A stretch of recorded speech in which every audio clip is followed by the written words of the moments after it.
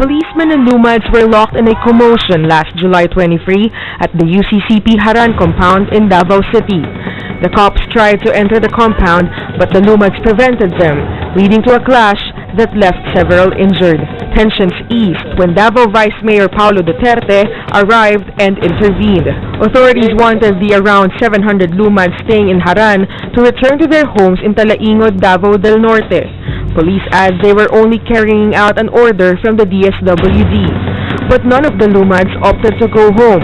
They say they fled their home villages for fear of the military presence there, whom they accused of harassment. Days before the clash in Haran, North Cotabato Representative Nancy Catamco tried to convince the Lumads to go home, but Catamco's words during the dialogue left the Lumads insulted. Dili kaya ni sa kundugan makita na ko ni mga bata diri ing ani ka baho ing ani ka kuan ila diri. Catamco insists she did not intend to offend anyone. The Lumads say they will not leave Haran until soldiers leave their home villages. The issue has caught the attention of the United Nations Special Rapporteur Chaloka Bayani, who urged the government to address the displacement of the Lumads and find a rapid and peaceful solution.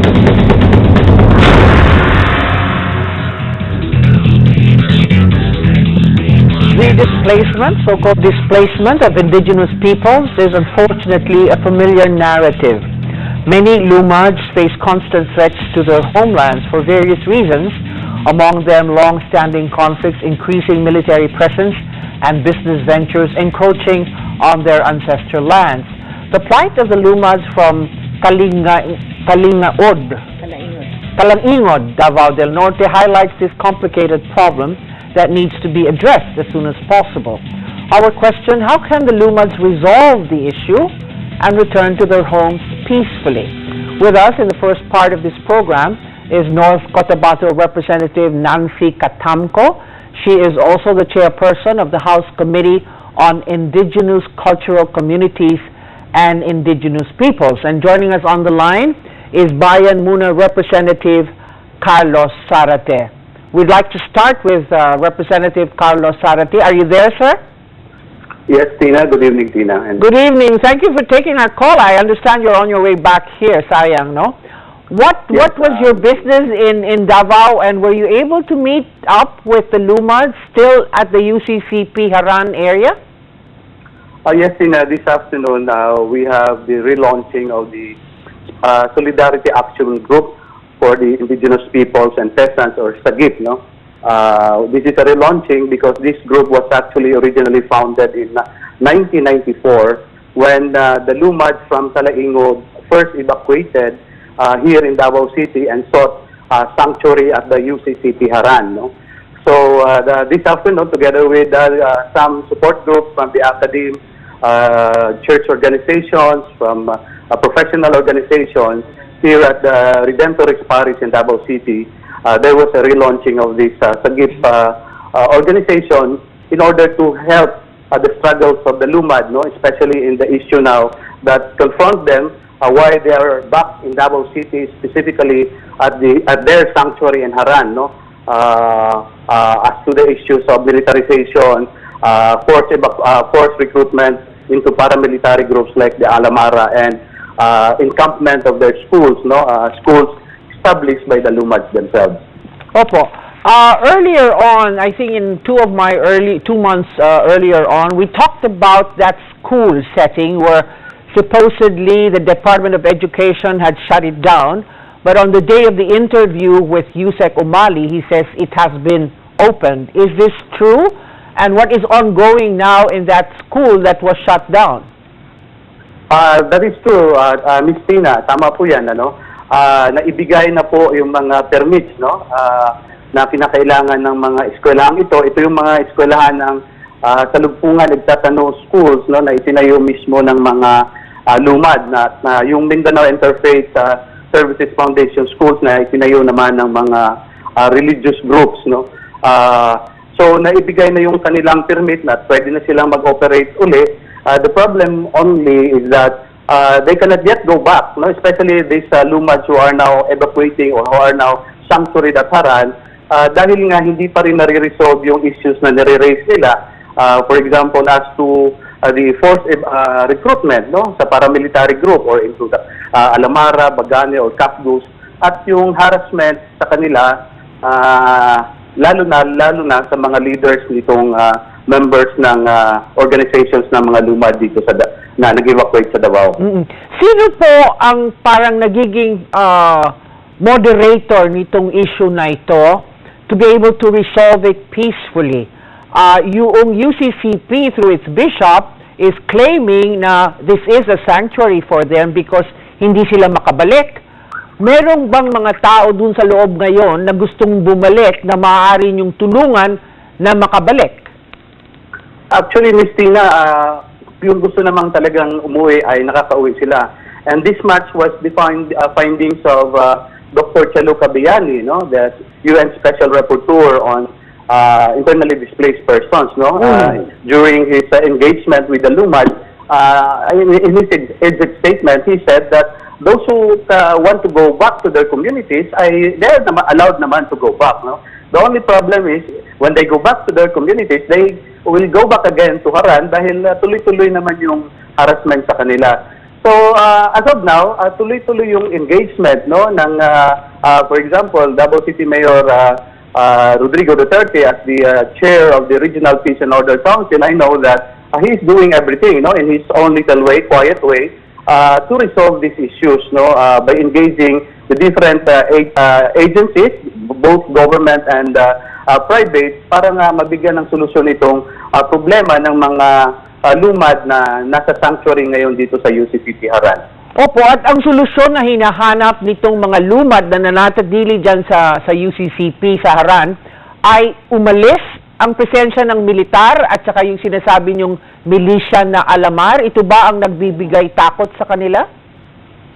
Yes, yan yung pinapaabot nila, Ms. Tina, no, na umalis yung mga sundalo sa kanilang mga communities, no, dahil for example, during the congressional hearing on Committee of Human Rights ng House of Representatives here in Davao City last week, no, may mga testimonies, no, ng mga lumad na yung mga sundalo mismo tumitira na sa mga pamayanan nila, no, sa mga bahay-bahay nila. And there were also testimonies and evidence na yung mga paaralan nila ay pinaninirahan ng mga sundalo during the course of their counterinsurgency operations. And in fact, the general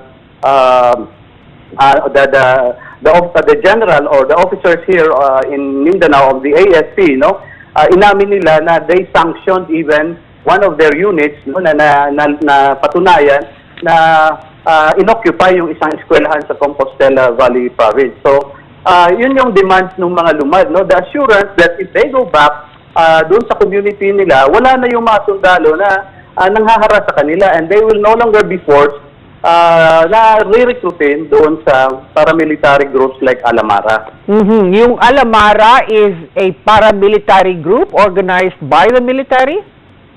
Armed by the military, according to the LUMADs, no?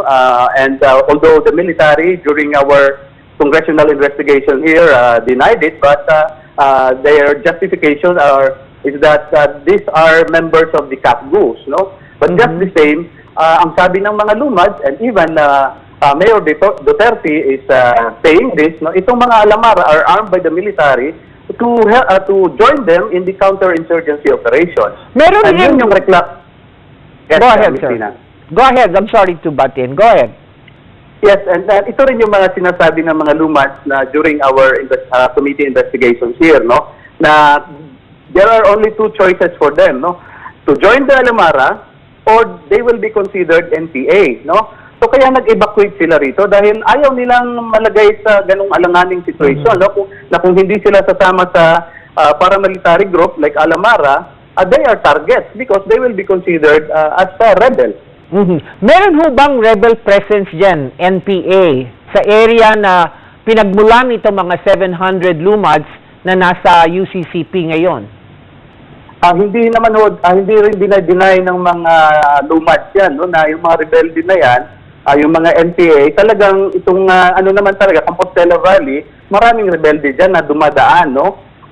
Yun, inaamin din nila yan. Kaya nagkakaroon ng mga, in fact, nagkakaroon ng mga clashes in some of these areas, no? But ang sinasabi nitong mga lumad nito, because they are organized group, no, na huwag sila ang pagdidiskitahan, no, ng mga armed forces of the Philippines. And in fact, ginagawa silang parang human shield, no, dahil doon na tumitira sa kanilang mga communities, no? And the Committee on Human Rights of the House of Representatives has documents and affidavits to this effect na during the course of our investigation here. I have a letter here that was sent to me, addressed to Congresswoman who is here with me now in the studio, coming from Dinky Soliman, na magkakaroon na sila ng pagpupulong ng mga lumads at saka ng gobyerno para maresolba ito peacefully, na makabalik itong mga lumads na ito sa kanilang mga tahanan. Is this something that the lumads who are with you in the UCCP excited about, or ito ba ay susuportahan ninyo as the Makabayan Bloc in the House para maresolba na ito at maghanap ng solusyon? We still have to look at it, Ms. Tina, no? But this is just what I can say, no?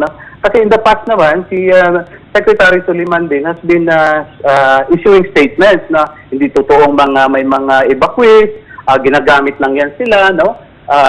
Echoing the line of the military, no? Without looking into the real issues, no? At ang sinasabi natin dito, real yan, andyan nag-evacuate sila. These are organized group. You can say whatever you wanna say about them, but nag-evacuate sila dahil takot na takot sila, no? At hindi mo pwedeng sabihin na these are traffic persons, no? Although sinasabi namin, tuloy-tuloy pa rin yung engagement, no? Para talaga makabalik sila, no? Mga religious groups, mga bishops, and other organizations are helping para talagang mabigyan ng solusyon ito, no? Ang problema lang dito, Ms. Tina, ang lumalabas ngayon, instead of finding solutions to these issues, pinagtatampahan po ng kaso, no? Kahit na yung mga support groups, no?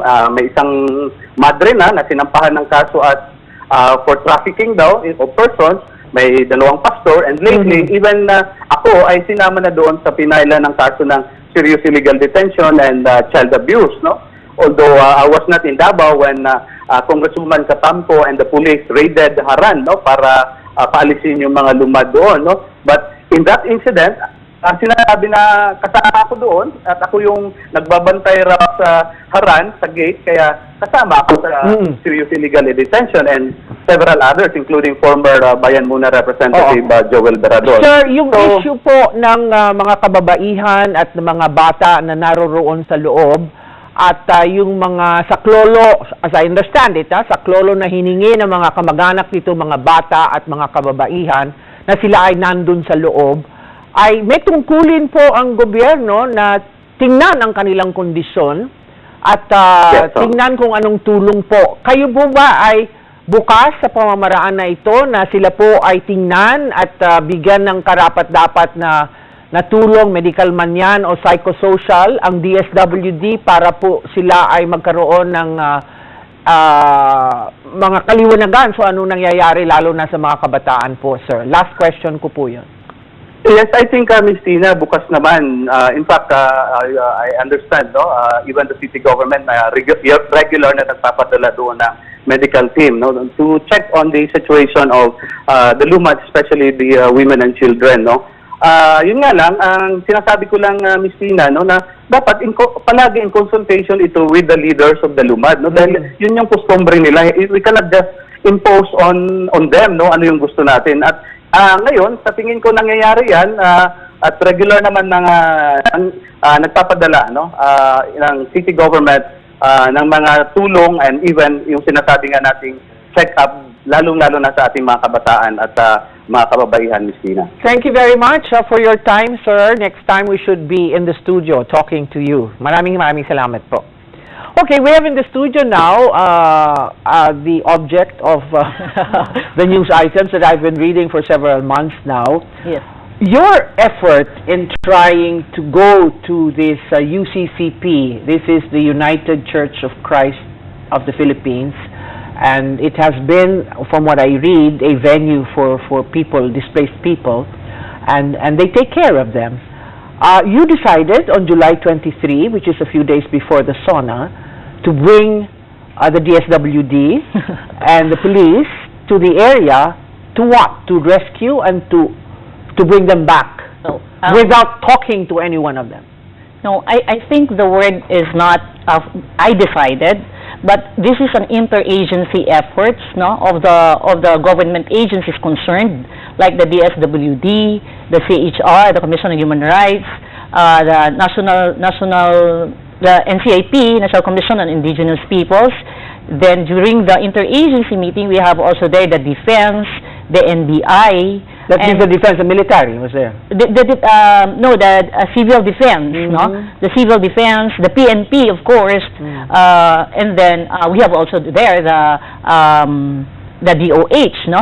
So it was an interagency effort. It was not me who decided. I was there because as part of my function as the chairperson of the Committee on Indigenous Peoples, I have an oversight function, no, the authority to call up the executive agencies concerned and to ask, ano bang ginawa ninyo? What happened? No? Kung alam natin na may mga backwits na nandyan ngayon sa Haran, ano bang ginawa ng DSWD? Na ang DSWD has the mandate over the backwits, at ano bang ginawa ng NCIP, no? As the National Commission on Indigenous Peoples. That's my only role, no? To call up the attention of all the agencies concerned. And what was the decision arrived at by this interagency na kayo ay pupunta sa UCCP sa Haran, bringing all of these buses para sila ay imbitahan na bumalik na? No, nagkaroon po kami ng three-day TWG meeting, no? And then Technical working group meeting. Nagka-cluster. I was not involved in the cluster. Nagkaroon ngayon ng desisyon na now the lead agency who's going to rescue, ang merong mandato ay yung DSWD. So the primary agency na merong mandate to rescue is the DSWD, no? At yun ay dahil merong nag-file ng complaint na ang gusto nila ay makuha yung kanilang mga relatives na nandoon sa loob. So that's prompted the DSWD and the other agencies of the government to take an action. Did you send notice to the bishop in UCCP that there was going to be an effort? Or this was really a surprise move on the part of the interagency? Okay. What happened was, ang nangyari is, during the rescue, first, ang ginawa po ay ang tribal muna, ang tribal leaders, the tribal leaders ang nakikipag-usap sa mga tribal leaders, no? Since hindi naman naging successful, ang ginawa naman ngayon ng DSWD and the NCIP ay nakipag-usap na naman doon sa mga yung mga bishop, taga-Haran, yung pastors, yung the one who manage yung sa compound, no? So they talk to them, at ang sabi nga ng DSWD, kung pwede po, ay kukunin lang namin yung mga babae, yung mga elderly. Can you show some pictures of the conditions and the people there inside the UCCP? I have some pictures here. Can you please roll it as Congresswoman Nancy is talking here. Yeah. So yun ang sinabi ng DSWD para lang makuha yung mga kababaihan, yung mga may sakit, no, the elderly, at yung mga bata.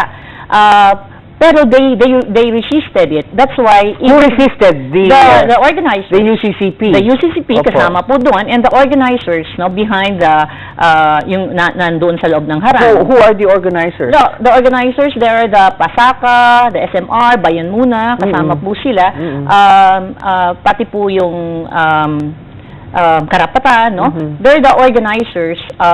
What do you say organizers? What are they organizing? They're the one running the compound there. No, they have they're the one running the compound for the Lumads, no? So it's not only the Lumads who are there, na they sought refuge and then nandun lang yung mga pastors. No, they're very organized. They have an organized groups like the PASACA, the SMR, the Karapatan, no? And the Bayan Muna who organized behind yung nandun mismo sa loob. That's why when I was there, I was asking kung totoo po bang bakwit ito. Bakit merong organized groups behind all this, no? So hindi ito kagustuhan lang ng Lumads, no, ng mga Lumads, kung hindi merong mga grupo na nasa likod ng mga Lumads. Ano ang hindi tamang ginagawa ng mga grupo na nasa likod?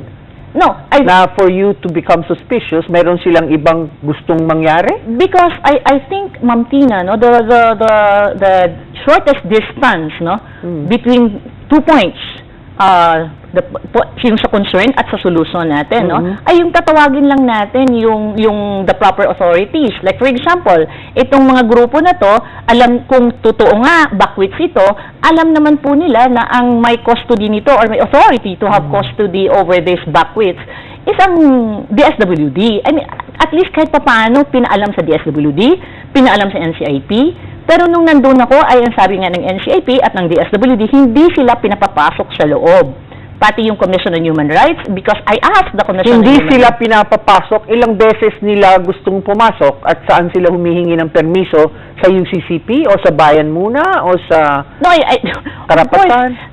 The question here is, meron po ba talagang custody, no? The authority, may authority ba itong Haran to have custody over the backwits? Itong mga organizations na sinasabi natin, meron ba silang authority? Yung merong authority po, yung DSWD. They have all the authority and the mandate, no, of the government. So hindi po siguro dapat na sila ay magsasabi dito sa mga organized groups na teka muna, ipapasok kami dahil kailangan namin aasikasuhin, no? I think if totoong Meron ho backwits bang custodial rights itong UCCP, yung bishop, at saka yung mga organized groups dun sa loob? No. Custodial, because nga, they're coming from a situation which they think is a man-made disaster. So, nagsik sila ng sanctuary dito sa UCCP, at sila ngayon ang tumatayong custodians. Pwede bang ganon? Kung meron, ang pagkakaalam ko, Tina, meron tayong joint memorandum circular issued by the DSWD, DILG, Civil Defense, DOH, no, na kung ano dapat yung isang evacuation, how to manage an evacuation center. At isa nito ay kailangan accessible siya sa serbisyo ng gobyerno, like the DSWD and the NCIP, no? Dahil ito ay usaping mga lumads. So ang may mandato nito ay itong NCIP. So I think they don't have the authority to have a custody. If voluntarily, as they were saying, na itong mga lumads ay they sought refuge, pero ang tanong po natin ay bakit nakapadlock? Bakit the services of the government are prevented to na ito ay ma-access ng ating mga kapatid na lumad inside Haran? That's the question. Pero ngayon nakakapasok na po sila at nakikita na nila yung kondisyon ng mga tao doon kung ito ay isang evacuation center na sumusunod sa patakaran ng isang evacuation center? Ang pagkakalam ko po, Ma'am Tina, ay during the time na yung operation ng rescue, that was July 23, that was the last time na nakapasok po yung ating mga DSWD at NCIP. I do not know with the city of Davao, no? Pero ang pagkakalam ko, dahil tinatanong ko nga kung anong nangyayari, dahil merong pronouncement mismo si Mayor Duterte na until August 12 ay papalabas na nila yan sila or i-transfer since hindi nga conducive at hindi nga healthy yung environment. Until now, ay nandun pa rin naman sila, no? Hindi pa rin sila na ipapalabas. And besides, ito lang gusto natin sabihin, kung meron man talagang issues, no? That's why we're saying, kung may issues po talaga, ay meron po tayong mga authorities, proper authorities, na dapat we have to file our complaint. For example, sinasabi natin may militarization and abuse, no, by anyone, like sinasabi po nila military. Then ang pinakamabisa po nito ay hindi natin sila itago sa Haran, kung hindi dalhin natin sa tamang ahensya na makasagot doon sa sinasabi nila. Na like for example, CHR, Commission on Human Rights, meron naman tayo para to build up cases against those individuals, soldiers or whoever organizations who violated them, no? So, ito lang naman yung pinakamabisa. Hindi natin ito dadalhin sa isang akusasyon at napapako tayo sa akusasyon na hindi natin susolusyonan. So, ano ang nakikita niyong ginagawa ngayon ni Mayor Duterte na binansagang ka nga na hindi mo alam ang ginagawa mo at hindi mo naintindihan yung kultura ng mga indigenous peoples, no? So ano ang nakikita niyong role ng City of Davao kung sila man ay may direct role dito? Well, ang role ng DSWD lokal o nasyonal, at ang role ng UCCP mismo, at ang mga tribal leaders. Paano niyo sila nakikitang dapat mag-usap-usap at ano ang unang gawin nila? yeah. That's why, Tina, no, ito mismo filed a resolution for the investigation on this matter. Kasama po dito yung human rights, kasama yung justice, kasama yung children and general welfare, kasama na rin dito yung local governments, committee and local governments. Kasi tingnan natin, ano bang ginagawa ng mga local government units, no? Na bakit hinahayaan na yung kanilang mga constituents ay umaabot diyan or nakarating diyan sa Haran without them knowing it. Without them knowing it, no? Kasi nakausap ko sila, ang sabi nga nila, hindi namin ito alam, ma'am, na napunta na pala sila dyan kung hindi namin nabasa na at naririnig na So, sa kanila, ibig sabihin, kasi nga ang sinasabi nga kanina ay may militarisasyon at gulo sa kanilang komunidad. Ang tanong natin, bakit hindi lahat ang community ang nag-evacuate? Bakit konti lang? At kinukuha ito galing sa Kapalong, galing sa Talaingod, galing sa San Fernando, at diyan nilagay sa isang Haran, no? Sa Haran compound. Now, kung totoong merong gulo sa kanilang komunidad, marami sana ang nag-evacuate, no? At imposibleng hindi ito malalaman ng mga mismong mayor sa kanilang lugar, like mayor ng Talaingod, mayor ng Kapalong, at mayor ng San Fernando. So, anong sinasabi niyo po na ito ay voluntaryong sumama under the invitation or the persuasive powers of the UCCP and these organized groups? No. Well, according to the reports, no, and we have affidavits na they were being deceived, no? They were being deceived. At sinabihan sila na pupunta sa Davao at dahil magbigay ng pera si Manny Pacquiao, makipagkita nga si Mayor Duterte at si Presidente, no, si Pinoy, makipagkita. At ang sabi nga nila ay magkaroon ng dialogue with NCIP in 3 days time lang daw, no, in 3 days time. So ito ay sworn affidavits ng kasama ni Lito Lundia, kasi merong nagpakamatay. Si Lito Lundia yung nagpakamatay doon sa loob mismo ng Haran. Kasi nga napasama siya doon sa 23 na pumunta noong February ata, no? Pumunta doon dahil sabi nga nila 3 days lang. Now yung asawa nga, ang sabi ni Lito Lundia, 3 days lang silang magkaroon ng dialogue. Pero umabot na ng how many days, no? February 23 na, kinonfiscate pa, no? This is according to the sworn statements yung mga kasama mismo ni Lito Lundia, ay kinonfiscate pa yung cellphone ni Lito Lundia.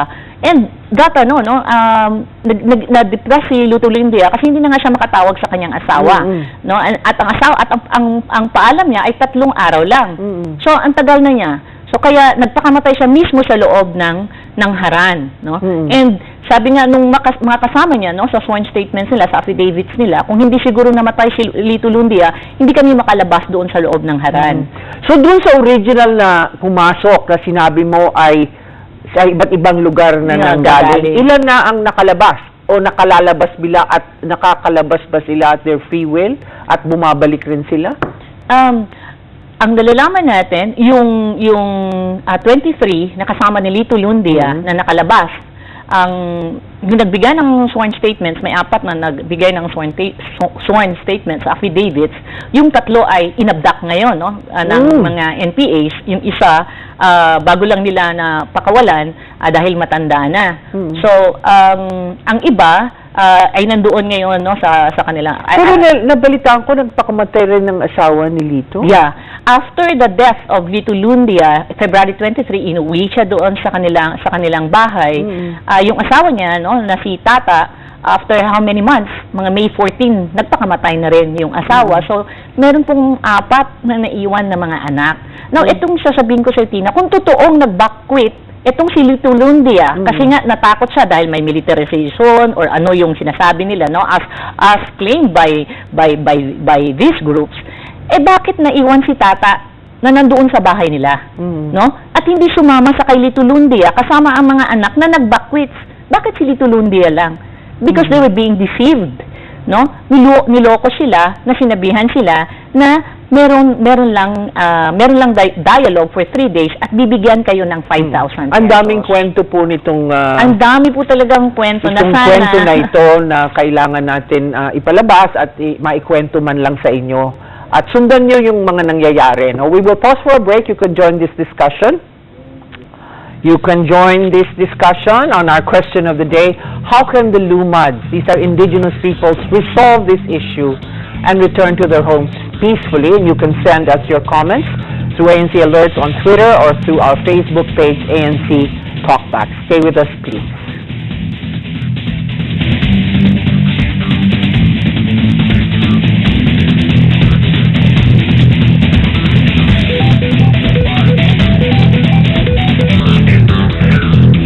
Joining us in this part of the show, Datu Malapandao Nestor Apas. Yes, ma'am. Siya pong Executive Director of the Maminturan Development Foundation. Maraming Yes. salamat po sa pagluwas nyo. We have Datu Lumasad Sibogan, Municipal Tribal Chieftain of Talaingod in Davao del Norte. Yes, ma'am. At si Asenad Bago, Indigenous Peoples Youth Leader, also from that area. Umpisahan ho lang natin, sino po ang nakapasok dun sa UCCP Haran? Actually, ma'am, wala kami nakapasok pero nakapunta kami doon upang kausapin namin yung mga relatives namin doon sa loob. Kasi marami doon na mga kamag-anak namin, ma'am, na nagkasakit-sakit na gusto namin makausap sila at iuwi. Kasi nangyari kasi na nagpunta doon sila sa Haran na wala namang paalam sa amin doon sa community. Ay ang isang responsibilidad na isang leader ng community ay ama at ina. Kung ama ka, responsibilidad mo na tulungan yung mga anak mo.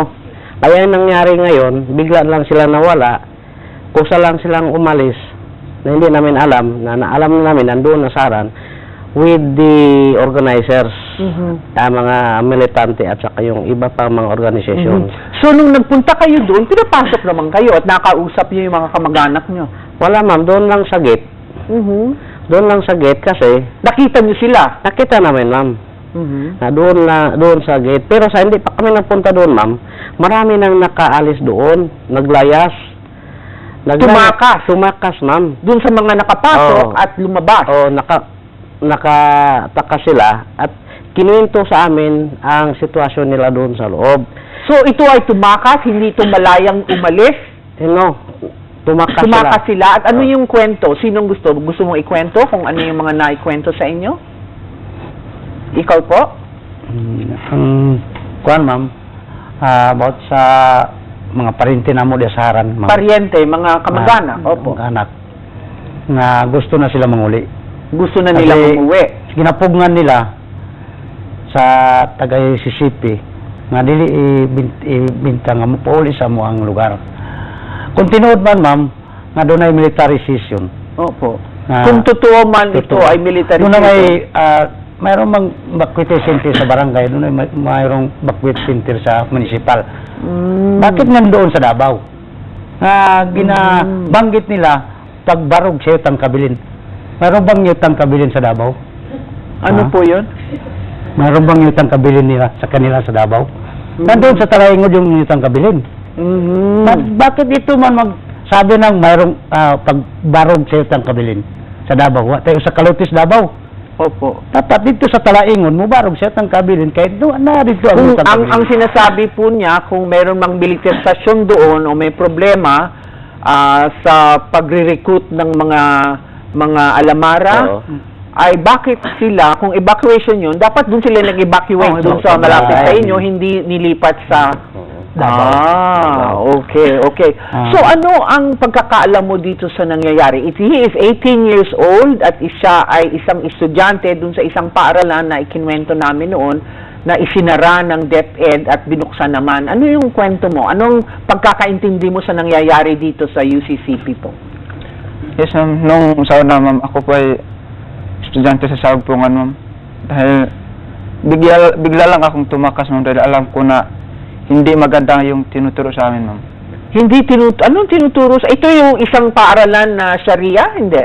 yung saugpungan, ma'am. Opo, ano po Ito yung... yung pinapasira namin, ma'am.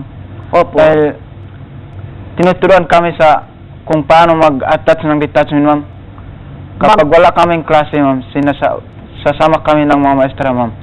Papunta ng mga posting sa NPE, ma'am. Pag wala kayong Klase, klase, pumupunta ka, sinasama kayo ng mga teacher, Yes, ma'am. Papunta sa mga posting ng mga NPE, ma'am. pupunta sa posting, Yes, ma'am. saan yung Yung mga posting? bahay-bahay ng NPE, ma'am. At anong Doon sa ginagawa? bundok, ma'am. Opo, at Pinapakita kami ng sine, ma'am, tapos tinuturuan din kami kung paano mag-atake ng detachment, ma'am. nanonood kayo ng sine, ng Yes, ma'am. video, at tinuturuan kayo Kung paano mag-attack ng detachment, ma'am. mag-attack ng detachment ng Yes. pulis o at ng militar. Yes, ma'am. At anong pumapasok sa isip mo? Matagal nang ginagawa ito. Dahil nung nag-aral pa kami, ma'am, parang sa palagay namin, ma'am, parang palagi kami parang sinisira namin yung mga gobyerno, ma'am. Paano parang- nila sinasabi sa inyo yun? Sabi nila, ma'am, nga ito yung ano natin, ito yung gobyerno natin, yung newspaper army, ma'am, newspaper army. Opo. At ito pong ano, ma'am, isa pa sa amin, nakasira sa amin, ma'am, naka-restorbo sa aming pag-aaral, ma'am, yung bayan mo na, ma'am, kahit magklase kami, ma'am, pinapatawagan kami magpunta ng Davao, ma'am, para mag-rally, ma'am.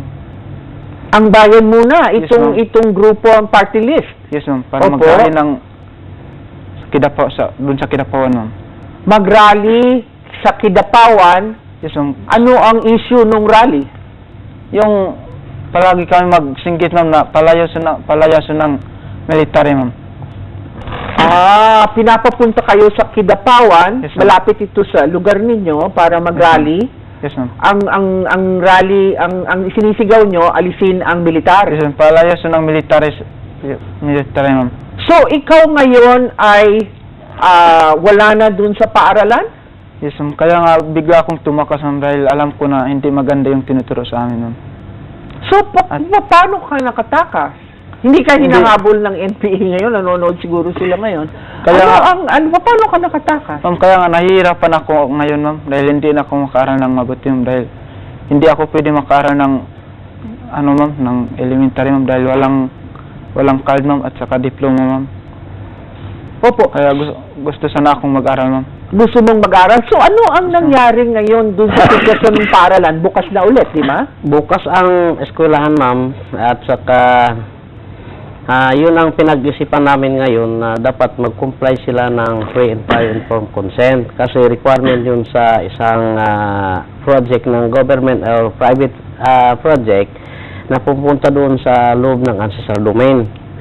At dapat sana magkaroon ng consensus. Ang problema, hindi na nila kinukonsensus.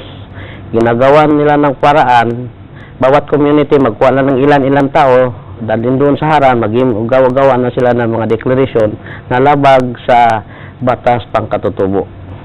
Labag sa batas ng katutubo. Ano yung batas na sa palagay ninyo ay kanilang hindi sinusunod at labag sa batas ninyo? Isang dalabag nila ay ang batas namin sa batasan ay adapt.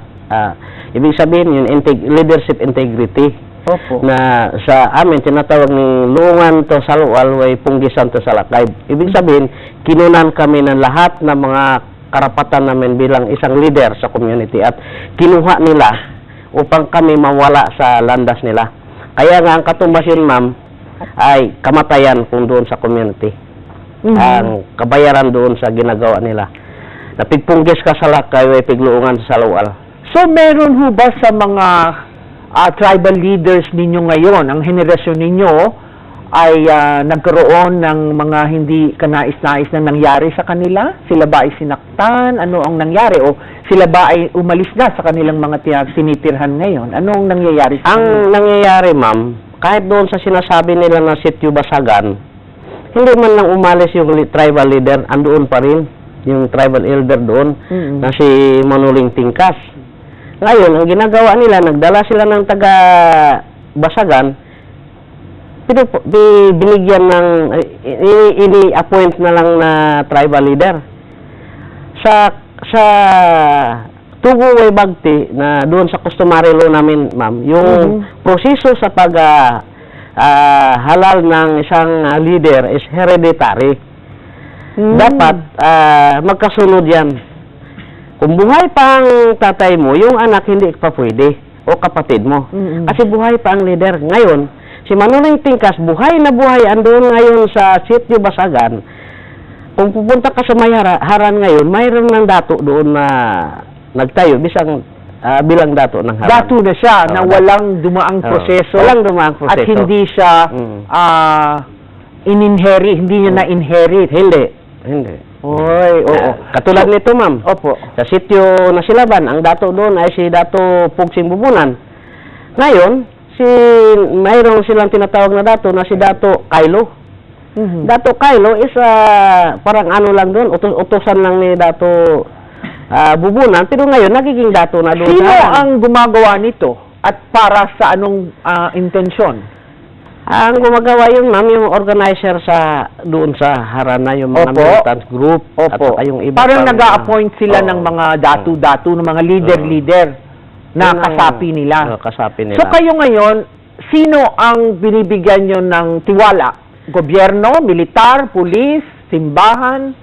Saan kayo nakakakuha ng lakas at proteksyon para kayo po ay magkaroon ng united front, kung baga? United Front ba? Nakuha kami sa lakas namin ngayon, ma'am, doon sa aming Gantangan Way Pabian, customary law. Pag sabihin mo Gantangan Pabian, ibig sabihin, order yun sa Panginoong Diyos. Siya ang nag-codify sa batas namin. Kaya nga, dahil doon, nagkaroon na naman ang IPRA law, naniniwala kami na ang gobyerno ng Pilipinas, yun lang ang tanging gobyerno na dapat naming sundin kasi binigyan kami ng Indigenous Peoples Right Act of 1997. So, dun ang gagaling ang lakas ninyo. Alam mo, the other reason why I was very intrigued dito sa kwento ninyo ay nakita ko yung video mo. Yes, ma'am. Kumakanta ka ng Lupang Hinirang, Yes, ma'am. sa tono ng Lupang Hinirang, pero iba ang titik. Yes, ma'am. Ito yung tinuturo sa akin, ma'am. Sabi nila na ito yung lupang hinirang dito sa atin. Ano ang letra ng Lupang Hinirang? Pwede mong kantahin? Yes, ma'am. Paano ninyo kinakanta itong Lupang Hinirang sa inyong paaralan? Kinakantahan namin to kapag magpunta kami sa posting, ma'am, dahil Sa posting. sa mga Opo. NPA, ma'am. So, ano yung pwede kang kumanta? Yes, ma'am. Paano? Sige na. Bayang mahiwaga sa malayong silangan, alab ng puso, sa dibdib mo'y buhay, lupang sinira, bayan ng magigiting, alab ng puso, sa dibdib mo'y apo. Sana yun at lungsod itinatag makabayang pamahalaan, may tilamsik ang dugo at awit sa paglayang minamahal. Ang pula ng watawat mo'y tagumpa, may nagniningning, ang karit at kamauni ay hinding magdidilim. Laya ay langit, kalwalhatit at pagsinta, buhay ay lupa sa piling mo. Sana yun at lungsod itinatag makabayang pamahalaan, may tilamsik ang dugo at awit sa paglayang minamahal. Okay, sandali lamang, no? I will stop you there. Naiintindihan mo ang kaibahan nitong mga titik na ito dun sa titik na nakagawi ang mong kantahin ng Lupang Hinirang? Yes, Ano ang naiintindihan mo? Parang tulad yung tono, ma'am. Opo. Tapos iba yung Titik, yung words. yes, ma'am. Oo. At ano yung sinasabi nung pagkakaintindi mo dun sa words na? Parang ano dun sa NPM, parang ito yung parang bandera, ma'am. Ito yung justice, ma'am. Justice. Oo. So, maaari natin siguro makikita naman ito, no? Nakita ko nga ito at sana I could play it, but na awit mo naman. Yes, ma'am. So maraming salamat po. Sana nagkaroon ng pagkakataon ng mga nakararami para maintindihan because ang tagal-tagal nito na nababasa ko at iniintay ko nga yung Senate hearing ni Senator Miriam Defensor Santiago kung matutuloy man yun o yung mga iba't ibang mga interesadong marinig sa mga kwento ninyo. That's all the time we have. In case you missed today's episode, watch it in full on iwanttv.com.ph or tfc.tv. Talk to us again next week on Talkback.